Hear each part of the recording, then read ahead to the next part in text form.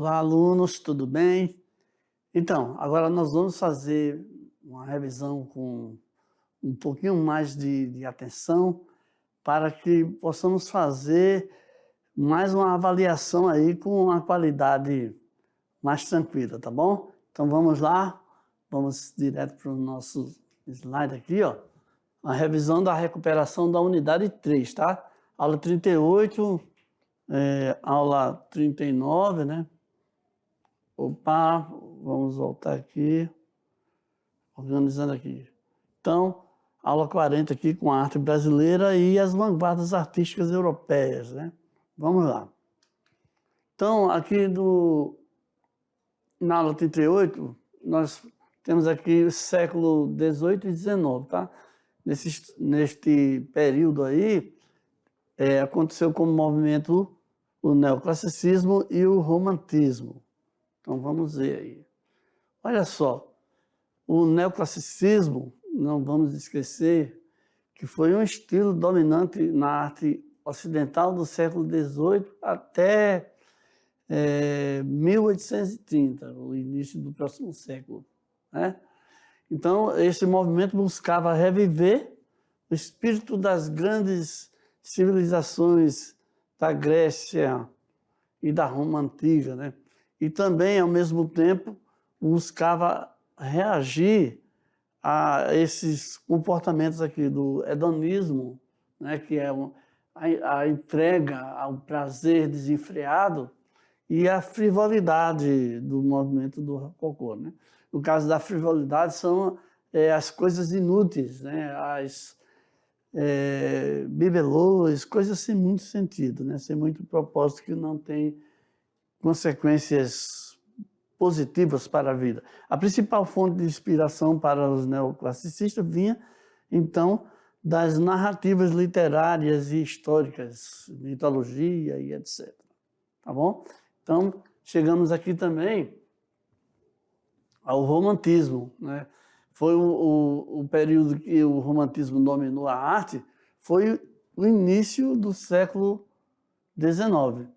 Nesse momento histórico, estavam acontecendo políticas sociais, mudanças nas políticas, na sociedade e culturalmente também, né?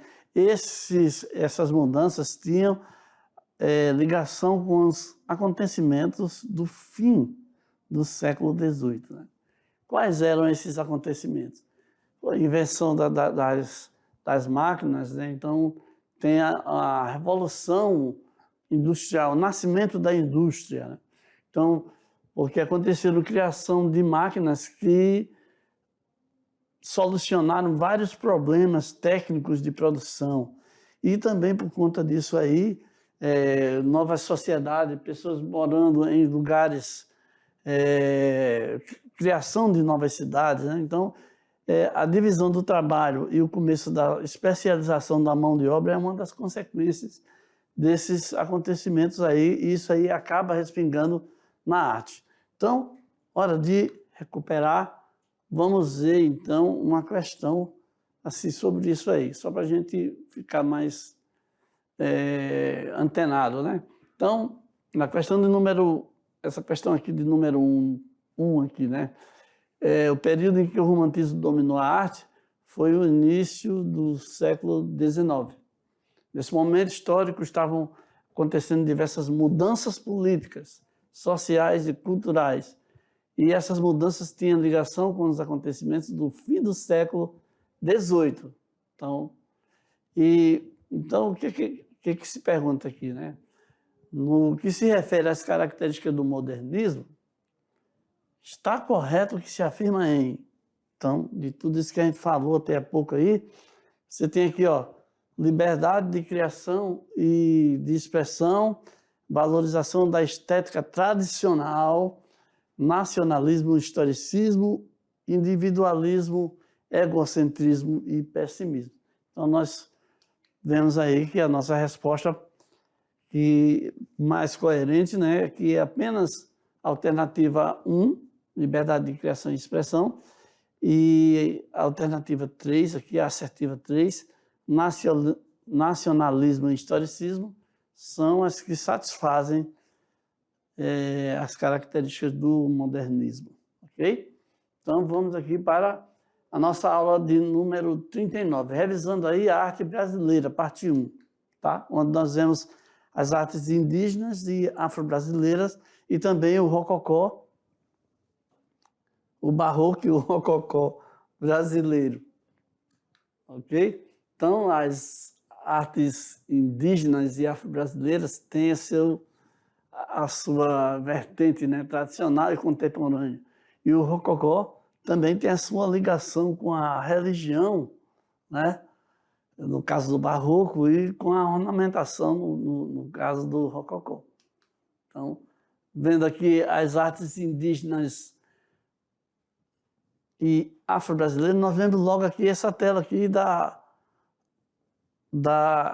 chegada dos portugueses ao Brasil, né? Então, a atitude dos índios, a receptividade, né? Que foi bastante destacada na carta do Pero Vaz de Caminha, onde ele explicou, né? Falando aí sobre... E isso aqui, o nome desse quadro aqui é o Desembarque de Cabral em Porto Seguro, né? Em 1500. Foi feito por Oscar Pereira da Silva, em 1922. Tempos depois, com os relatos, ele fez. A arte afro-brasileira e africana, nós temos aqui esse quadro, né, onde se retrata aí as condições em que os escravos viajavam, os negros viajavam, e o nome desse quadro aqui é Navio Negreiro, né? Foi pintado em 1830 por Johann Moritz Rugendas. Ele mostra aí as pessoas sem roupas adequadas, né? E condições terríveis de viagem, né? Abafados. E aqui nós vemos aqui o rococó brasileiro, onde tem como principal, inicialmente aqui, destaque os 12 profetas, né? Aqui, esculturas aí nessa igreja em Congonhas do Campo, em Minas Gerais, né? Aqui um trabalho do Antônio Francisco Lisboa. Então, nós temos aqui que Antônio Francisco Lisboa, ele teve o seu projeto, né, aprovado, e ele realizou aqui na igreja de São Francisco, em Ouro Preto, em Minas Gerais, né, uma obra plenamente perfeita, né, onde ele colocou lá os 12 profetas, os apóstolos, como a gente acabou de ver. O Manuel da Costa Ataíde era uma outra visão de arte, né? Que ele fazia pinturas no teto das igrejas, né? No estilo barroco. Então, com o Aleijadinho lá fazendo as esculturas, esse outro tipo de arte aí, e o Manuel da Costa Ataíde fazendo as pinturas nos tetos, aí ficava tudo harmonizado, né? Ficava tudo... Uma completava a outra, né? Ainda temos também um mestre, um grande artista, que é o mestre Valentim, que nasceu na capitania de Minas Gerais, e lá no Rio de Janeiro ele se tornou um dos mais conhecidos e procurados artistas nos serviços de talha, de escultura e moldes de peça de luxo em metal, ok? Então, agora nós vamos ver aqui uma atividade relativa a isso que a gente acabou de falar, né? Vamos ver aqui, recuperar aqui. Nessa questão aqui, ó, temos o barroco surge como uma resposta no campo artístico ao protestantismo, buscando reafirmar os valores católicos, recorrendo principalmente ao uso de imagens e de santos. Sobre as características da arte barroca brasileira, está correto o que se afirma Então, havia um predomínio de temas religiosos, havia expressões dramáticas de personagens retratadas, a importância da iluminação e o jogo de luzes e sombras, uso de temas da natureza, pássaros, flores delicadas, plantas, rochas, cascadas e cascadas, né? E aqui 5, o uso de temas relacionados à vida cotidiana e às relações humanas. Então, nossa alternativa que satisfaz aí é o seguinte, é a alternativa C, onde temos que o predomínio de temas religiosos, né? Vemos aí no próprio enunciado, né? Expressões dramáticas dos personagens retratados, né? O sofrimento de Jesus, né? E também, aqui na 3, a importância da iluminação, né? O jogo de luzes e sombras nas pinturas. Então, vamos ver aqui, aula 40, a arte brasileira, parte 1, nós vamos ver o contraste entre a arte acadêmica e o modernismo, né? A verdadeira ruptura que vai acontecer aqui entre esses dois movimentos. Bom, a missão artística francesa, né, foi a primeira iniciativa para trazer vou falar modernidade, a arte acadêmica para o Brasil, né? Porque este administrador aqui veio liderando esse grupo de pessoas, né? O Joaquim Le Breton, né? Ele veio junto com o pintor histórico Debré, o paisagista Nicolas Taunay e o seu irmão, né? Augusto, né? Auguste. Veio também um arquiteto, o Grandjean de Montigny, e um cara aqui que era um gravador de medalhas, né? O Charles Simon Pradier. Então, esse grupo aí veio com o objetivo ao Brasil, né, com o objetivo de fundar a primeira academia de arte do Reino Unido, de Portugal, Brasil e Algarves, né? Então, já veio aí predeterminada aí a trazer a influência europeia para o Brasil. Então, nós vemos que o modernismo tem suas características, e entre elas tem o momento espetacular da Semana de Arte Moderna, que acontece de 11 a 16 de fevereiro de 1922, portanto já completou 100 anos, e tem os artistas aí de maior destaque, né, que acabaram determinando este acontecimento. Então, quando a Semana da Arte Moderna acontece, acontece também uma ruptura, né, uma rebelião artística, né? E essa rebelião está retratada através das pinceladas mais soltas, desenho mais livre, cores intensas e maior expressividade. Os temas brasileiros são valorizados, né? Então, lendas, índios, costumes urbanos e rurais, festas populares, paisagens com independência da fidelidade ao real. E as emoções passam a ter seu lugar na manifestação artística. Então, essas rupturas aí são importantíssimas, são o que acontece com a entrada do modernismo no Brasil.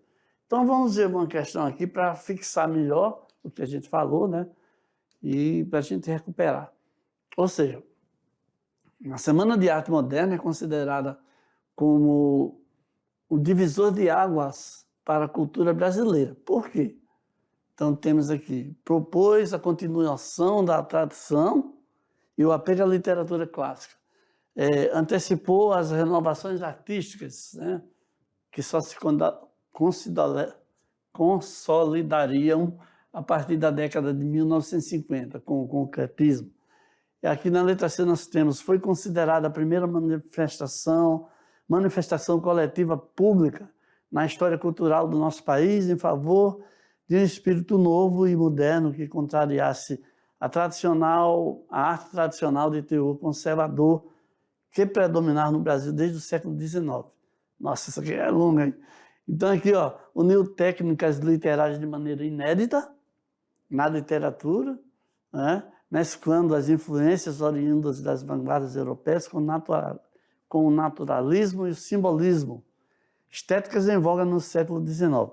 E aqui buscou resgatar as técnicas da arte medieval. Então, refletindo, nós chegamos à conclusão que a letra C é a resposta que satisfaz, né? A Semana de Arte Moderna é considerada divisor de água para a cultura brasileira porque foi considerada a primeira manifestação coletiva pública na história cultural do nosso país, né?